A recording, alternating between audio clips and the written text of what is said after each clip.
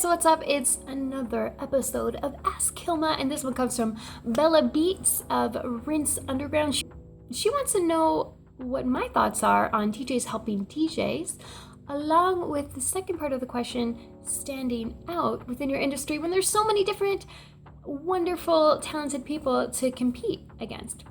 So first of all, I would start off with DJs helping DJs.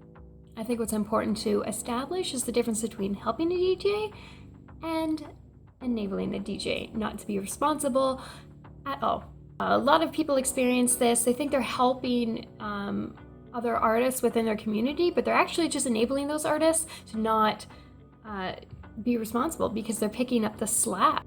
So for example, I just released my 2016 DJ planner. If I wanted to be helpful towards other people in my industry, I can send that planner to them and then they can plan their year. If I sent it to somebody and then I started creating their plan for them, I'm not really allowing them to figure things out for themselves. I'm just like, here, I'll do all the work for you, and then maybe I'm like, so you need to create a contact list for the year. Here are all my contacts. Or you need to set up a photo shoot. Here, let me help you out with that. That's something I've personally experienced where I thought I was helping people within my industry, but really I was just enabling them not to be responsible for themselves. And I think knowing the difference is important because you're going to feel burned. You're going to feel taken advantage of. And that can create a lot of bitter feelings towards people in your industry when the reality is you're the one that enabled the behavior in the first place, and then you didn't focus on yourself, and now you're frustrated because you're not as far in your career as you'd like to be because you were helping every other person instead of helping yourself. So in order to have the scene we want to see thrive, yes, absolutely act the part, but don't do everybody else's job. And if you're going to help people, make sure it's mutually beneficial. Say you want to learn about production, somebody needs to learn about social media management, and that's what you know about.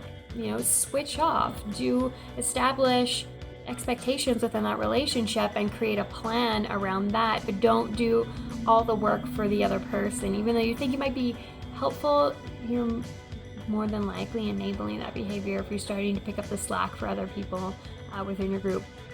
The second part to your question is about standing out within your industry. You see, if we're DJs that want to help other DJs, there are going to be our own little personal plans that we want to keep to ourselves. And sometimes what happens is we get really excited and we start telling everybody else what our future plans are.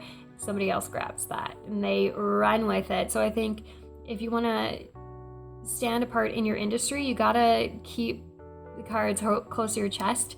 I think that it's important to do tons of research. So not just see what the top DJ in your city is doing, but look at the top DJs in your industry. How are they standing apart? What is about them that people are really grabbing onto? And then use that as inspiration to create your own brand, your own niche. A lot of the times what happens is that people think, I want as many fans as possible, so I'm gonna play all these different types of music, and they're really kind of setting themselves up for failure because it's actually a lot better to create a small niche and get a more specific type of crowd versus trying to reach out to anybody and everybody. And I think standing apart in your industry means not trying to fit in to every little scene that's going on.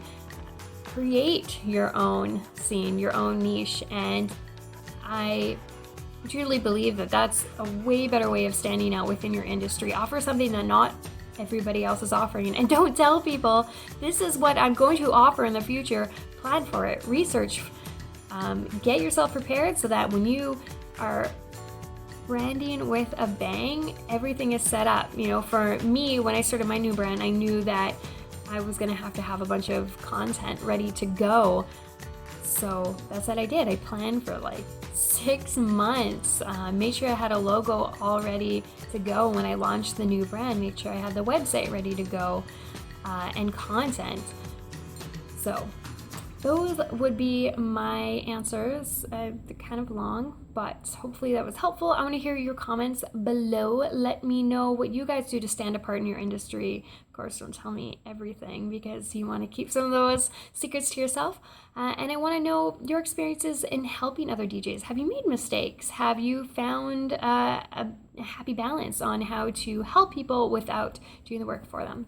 Thanks again, and hashtag Ask Kilma on Twitter and Instagram, and ask me your vibe-killing questions.